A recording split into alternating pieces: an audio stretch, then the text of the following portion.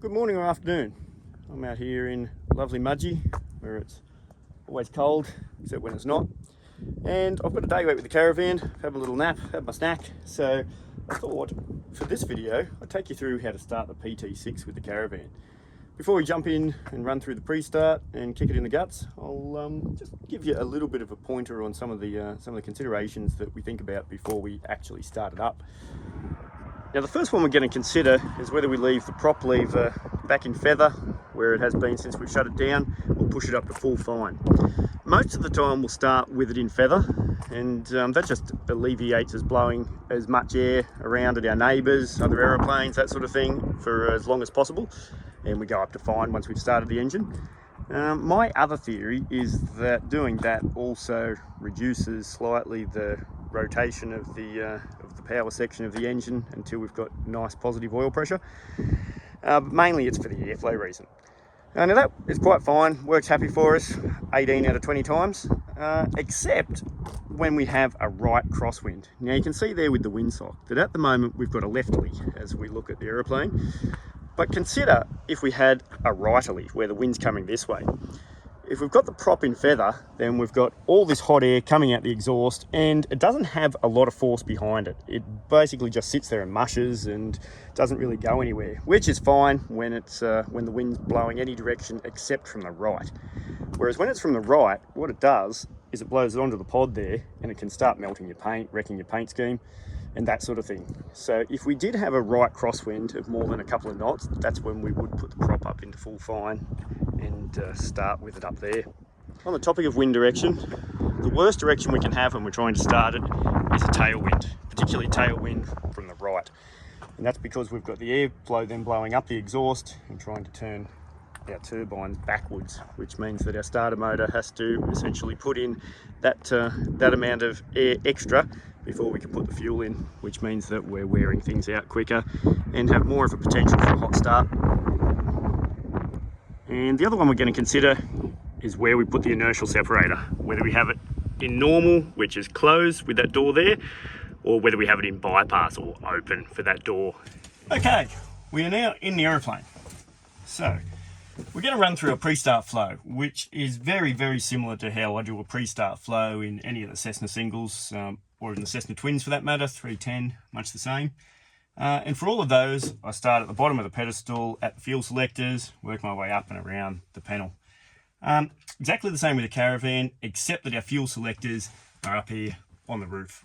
So we'll still start with those, but then we'll duck down to the bottom of the pedestal and start it just like any flow that we would with, say, 182 or something like that. So we need to turn the selectors on, obviously, to start the aeroplane, but also it'll remind us if we don't. So if we turn the master switch on now with both fuel selectors off, it goes berserk at us, tells us to turn the fuel on, so that we don't starve ourselves of fuel in flight. If, however, we turn one fuel tap on and turn the battery master back on, see, it doesn't beep at us. However, we need both on for start, because as soon as we hit the start switch, it'll make that same beeping noise because it wants continuous, nice, unobstructed fuel flow for the start. So both selectors are on. We'll now go down to the bottom of the pedestal. Not sure how far down that camera will show, but we're going the cabin heat firewall shut off in to make sure that it's in the normal position. What that does is, in the event of a fire forward of the firewall, if we pulled that, shuts all the vents so that we don't get all the stinky burny stuff coming in. Then we'll move up to our rudder trim and we'll set that just a little bit to the right. So I set it about an 1/8 to 1/4 of an inch to the right. And that'll just help us keep it straight on the runway rather than having to use lots of effort and use the rudder and do our job, that sort of thing. Aileron trim, we'll set roughly neutral. You can see I've got it slightly to the right. That's just because I've got a little bit more fuel in the left tank at the moment, so I'm just evening that out, and I did that on the last sector. We'll make sure that the fuel firewall shut-off is in. So again, forward is in the normal position, and that's for in the event of a fire. If we pull that, then, as the name suggests, shuts the fuel off to the engine. Come up here to our elevator trim. We'll set that neutral for takeoff. Going across here, now these are some of the important ones for the sake of not hurting the engine when we start it up. So here we've got the emergency power lever, which if you had a look at one of the previous videos I've made about the caravan, essentially that overrides our pneumatic fuel control unit and just puts fuel directly into the engine. So it's a backup in case the pneumatic fuel control unit stops working on us. But for start, we want to make sure that it's absolutely shut off, because otherwise, if it's not, then we're dumping fuel in when we don't want it to. And the whole intent of trying to start this engine is to get it going without having any fuel in there until we've got sufficient air to cool the mixture down, which means sufficient rotational speed of the compressor section. Power lever back at idle. Prop, now this is what we discussed earlier, but we've got a left crosswind, and we'll just leave it in feather for a normal start. And this one here, very, very important, is the fuel cutoff. So making sure that we have the fuel condition lever right back in this rearmost detent, which is stopping having any fuel into the engine. During the start, once we've got sufficient rotational flow of the or rotational speed of the compressor section, that's when we'll introduce fuel, but we'll get to that in a moment. Flaps are up and indicating up. I just glance at the two to make sure that no one's tinkered and the indicator's showing different to what the flaps are really doing. Across here to our heats. So what the heating system works off is bleed air from the compressor, from the engine compressor. So the problem with that on start is that if we have bleed air on, we've essentially introduced ourselves a bleed air leak, which means that we're losing air, which, as we just said, is the whole point of the start, is to try and get as much air in there as we can before we introduce the fuel. So making sure that they're all off. Coming across here to our fans, so those ones there are just the fan speed, low or high. They don't really matter unless the fan switch is actually on. And the fan switch has two options. We've got ventilate, which is just the fan, or up to cool, which is air conditioner and fan. So we don't want either of those on, because we don't want just the fan on, because that's just chewing battery when the battery's working hard enough as it is to get the aeroplane started. And we also don't want the air conditioner on, because that's exactly the same as the air conditioner in your car, which has an electric clutch, which means if the electric clutch is engaged, then it's coming off the accessory drive from the engine, which means it's just more load on the engine. And again, slower to spin up, which means less air it's sucking in before we can put the fuel in. Here's our inertial separator that we discussed earlier, ended the last video. And on this nice sealed surface, we've got no dust around or anything like that. We're going to leave it shut to make sure we get the coolest start possible, so trapping as much air in as we can. Here are all our 8 light switches, which making sure they're all anti-clockwise and off. Again, that's just to stop any unnecessary drain on the battery. Making sure the park brake is on, which it already was. Across here to our pitot heats, stall heats, making sure they're off. 2 reasons, because we'll burn the probes out if we leave them on with no airflow. And also back to the trying to look after the battery type thing. So you can see there's a fairly common theme here with starting a turbine. It's looking after the battery, getting as much air into the engine as we can before we actually start it up. Our external lights, so all of those off with the exception of the beacon, because we need to have that on so that people can see we're about to start the engine. Down to our circuit breaker panel, making sure they're all in unless they're actually properly collared and meant to be pulled. Which we do have a couple of those, because this aeroplane has a lot of STCs and modifications that aren't actually fitted at the moment, so we have those there as spares. Coming up here to our left side panel now, making sure the avionics are off, again, back to the battery issue. Starter switch, so we're making sure that the starter is currently off, so that when we hit the battery master it doesn't start spinning early without us knowing, or without us expecting to, and chopping up some poor unfortunate. Forward to the fuel boost. Now the fuel boost has 3 positions, and it's off, normal, or on. So off is, as the name would give you a clue to, is off. Normal, however, is essentially armed. And what that does is it sits there doing nothing until it detects a drop of 4.75 psi or below in the fuel system, at which point it then brings the auxiliary fuel pump on. The other option then is on, which is continuous flow. So what we're going to do is go to normal, which is that armed mode. And at the moment it's doing nothing because the battery master is off. The next thing we're going to do though is turn the battery master on, and we're going to check that we get an alternating enunciation between aux fuel pump on and fuel pressure low, as basically it pumps up the fuel pressure to 4.75 psi or above, then the fuel pressure low light disappears, which means that the aux fuel pump on light is on, And then, of course, it goes, oh, well, I'm above 4.75 psi. I no longer need to be on. So it turns the ox fuel pump off, at which point the fuel pressure drops below 4.75 psi and the fuel low pressure light comes back on. So that's how we check the arming mechanism. And we'll do that now. So you can see those flicking. However, we want continuous uninterrupted fuel flow for start. So once we're confirmed that that is actually working, we'll then go to on. Next thing we're going to do as we go past our battery master is flick down the volts, and we want to absolutely make sure we have not less than 24 volts. Unlike a piston where if the voltage is a bit low, we have a go at start, that starts, that's wonderful. If it doesn't, we haven't heard anything. Whereas in the case of a turbine, very high chance we will hurt something if we start with a low voltage. So we've got a bit over 25 volts, which is fairly normal for a 24 volt battery. So we're happy with that. Then we'll come up to our annunciator panel, and we should have 5 lights. So 5 to go live is a good way of remembering it. And 5 is just a little bit more than 4 and a little bit less than 6. So we don't want to have any more or less than 5 lights, and that's indicating to us that we do have the correct switches switched on. Coming across all of our engine instruments, I particularly like to glance at the ITT and make sure that it is reasonably low in case we just shut the engine down and we're about to start it back up again with a lot of residual heat, which we can actually do. We can commence the start process, we just can't put any fuel in until we get it dropping back below 150 degrees. Across to the others, NG, etc., oil pressure all going to be 0 at the moment. Oil temperature is going to be whatever residuals left in the system. The one we really care about is our fuel flow, and we want to make sure it's 0 because again we don't want any fuel in there unless we've deliberately put it in there for the start.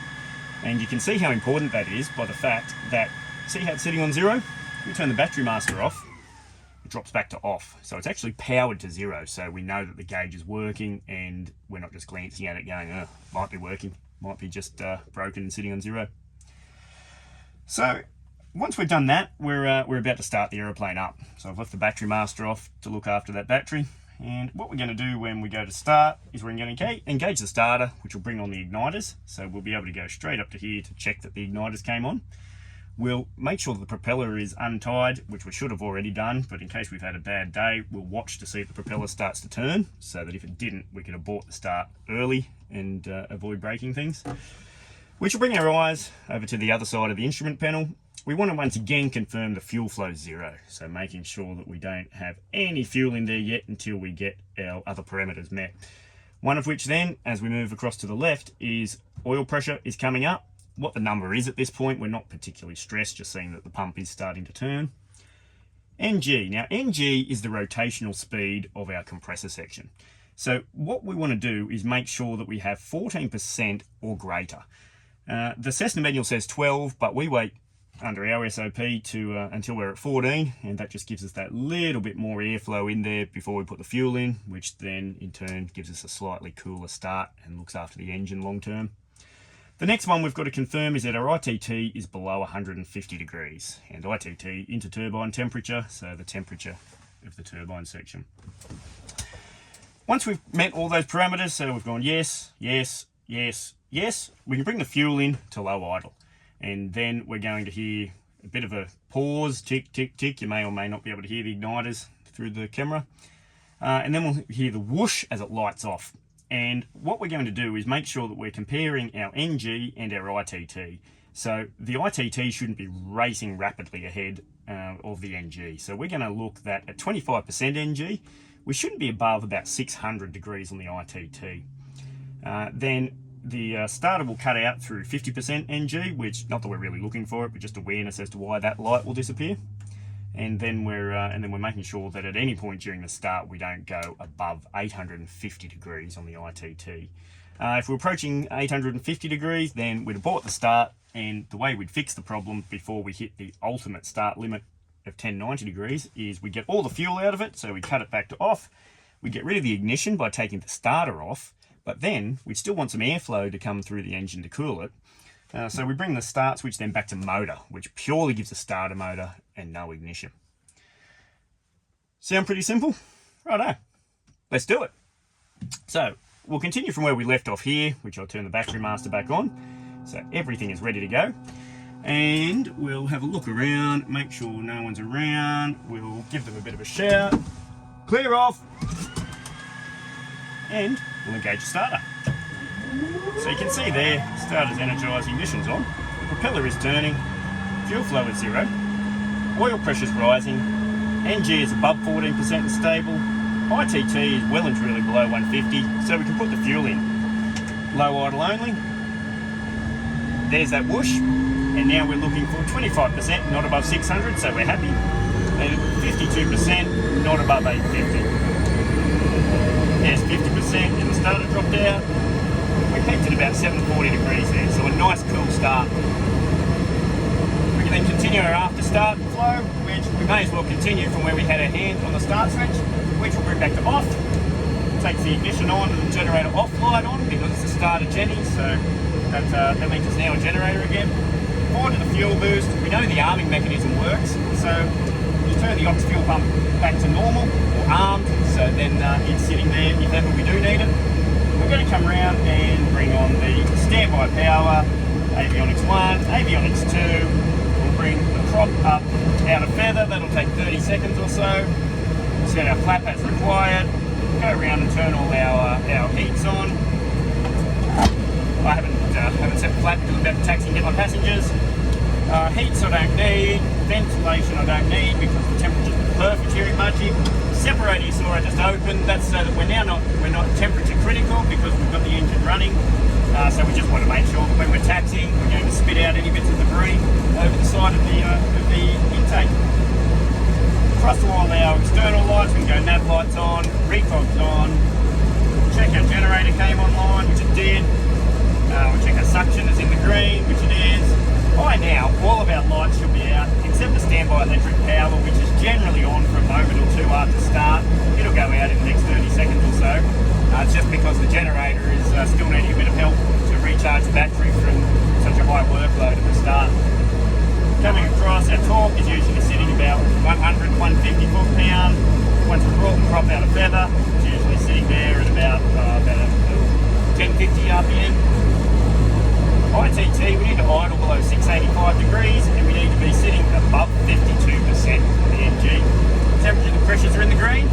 Fuel flow is somewhat normal, sitting around 120 pounds an hour. That's pretty standard for idle power setting. And then we're right to taxi and go get our passengers. Thanks for watching. Hope you enjoyed that brief video at the start of the PT6, and I'll see you next time. As an aside, how cool is this safe taxi stuff? Look at that. Shows us exactly where we are on the tarmac. Runway directions. Very, very clever stuff. I mean, Mudgee's not particularly confusing, but if you're at a big airport, like Canberra or something like that, it makes it sound like professional when really you're just lost. Anyway, thanks again for watching. And we'll catch you next time. See ya.